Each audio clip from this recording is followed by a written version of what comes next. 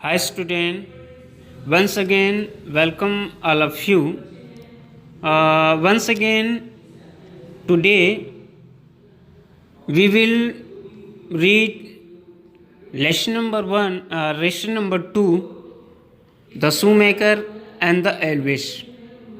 So I will first read and you all listen carefully, then after I will tell you Hindi meaning. Okay. मैंने पहले भी पिछले video में बताया है कि मैं जब हिंदी मीनिंग एक्सप्लेन करूँगा तो आप लोग सीस पेंसिल से टफ वर्ड के हिंदी मीनिंग नोट डाउन कर लेंगे. ठीक है, तो चलिए स्टार्ट करें. Let's start. The shoemaker grew very rich. One day he and his wife made up their minds to find out who make the shoes. They said to each other, "We must find out who makes the shoes." So when night came, they went into the shop. There they hid themselves behind the curtains. From there they could watch the bench on which the leather for shoes was kept. तो पहले के video में हमने जाना कि किस प्रकार से मोची जो लेदर काट के चमड़े काट के रखता था वो जूता बना बनाया उनको मिलता था और ऐसे करते करते करते करते मोची बड़ा प्रसिद्ध हो गया और उस राज्य की रानी ने भी उनके जूते पहने और वो उनके जूते से बड़ी प्रसन्न हुई, बड़ी खुश हुई और उनको 100 सोने की मुहरें बतौर इनाम दी. फिर क्या होता है? दसू ग्रेव वेरी रिच. ग्रो यानी होता है बढ़ना, ग्रो से बना है ग्रेव. ठीक है, तो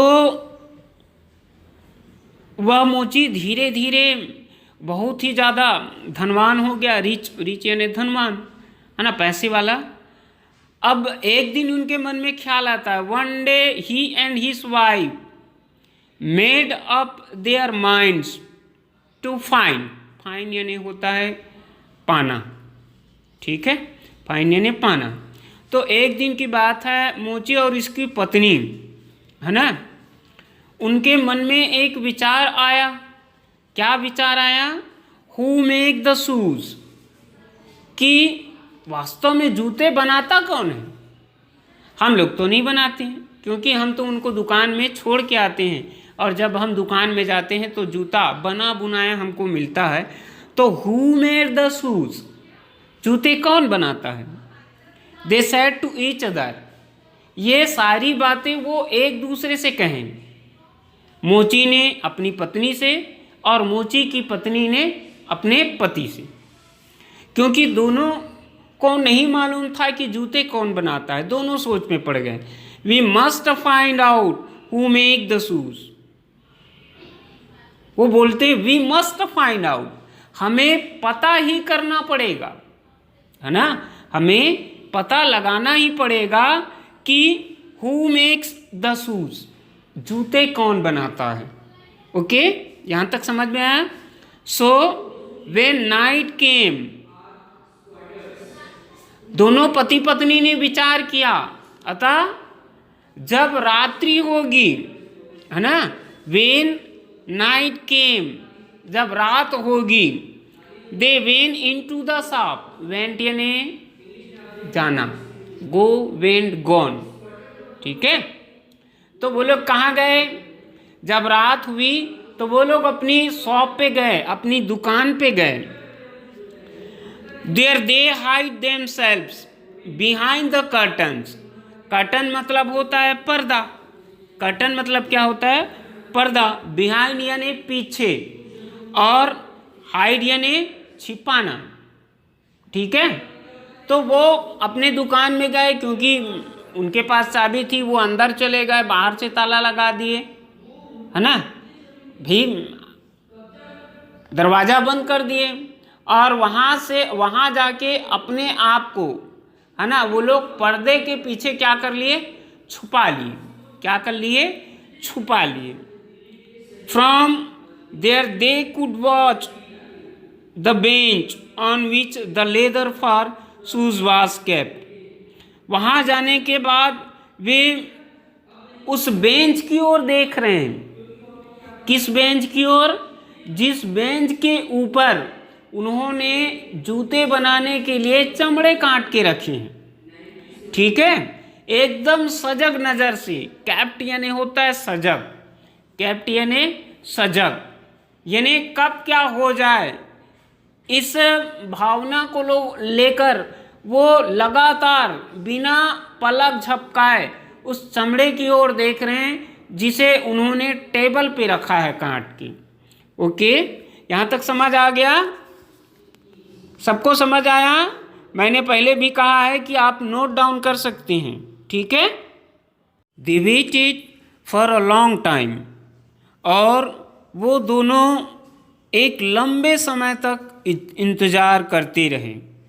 नथिंग हैपेंड, कुछ नहीं हुआ, कोई एक्टिविटी, कोई गतिविधि उनको नज़र नहीं आ रही है उस टेबल के ऊपर जहाँ पर उन्होंने जूते बनाने के लिए चमड़े को रखे। They got very tired of waiting for something to happen, वो बड़े थक चुके थे देखने के लिए आतुर थे कि आखिर जूते कौन बनाता है। वो थक चुके थे क्योंकि वहाँ पर कुछ हो ही नहीं रहा था। देन द क्लॉक स्ट्रक 12, जैसे ही घड़ी ने 12 बजाया, है ना, 12 बजने की घंटी बजी घड़ी में।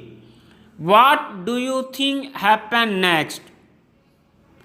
आप यानी what do you think, क्या सोचते हैं क्या हुआ होगा आगे? Two little Elvis jumped into the shop from the window. दो छोटे बौने आप जानते हैं, है ना, सामान्य आदमी की ऊंचाई जो है वो 5 से 5.5 फीट होती है, बच्चों की अलग बात है। मगर जिनकी ऊंचाई सामान्य ऊंचाई से उनके एज के आधार पे ना होके एकदम छोटे होते हैं, है ना, उनको बौना बोला जाता है। तो दो छोटे छोटे बौने खिड़की के सहारे उस कमरे में कूदे, उस दुकान में कूदे। वो दरवाजे से नहीं आए, वो किधर से आए? खिड़की के दरवाजे से। द एल्वेस वोर पॉइंटेड कैप्स एंड वोर ओनली रेक्स, जो छोटे बौने थे वो क्या पहने हुए थे?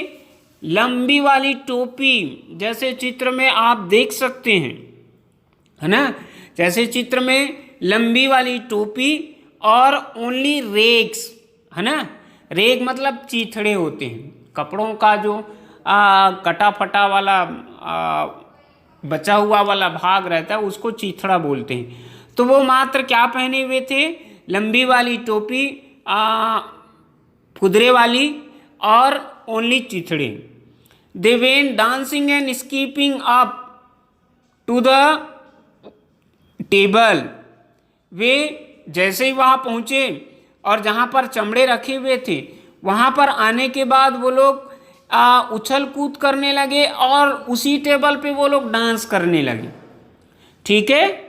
With a hop and a skip they jump on to the table, वो बड़े खुश नज़र आ रहे थे और एक दूसरे की ओर वो लोग जंप कर रहे थे और वो लोग क्या कर रहे थे?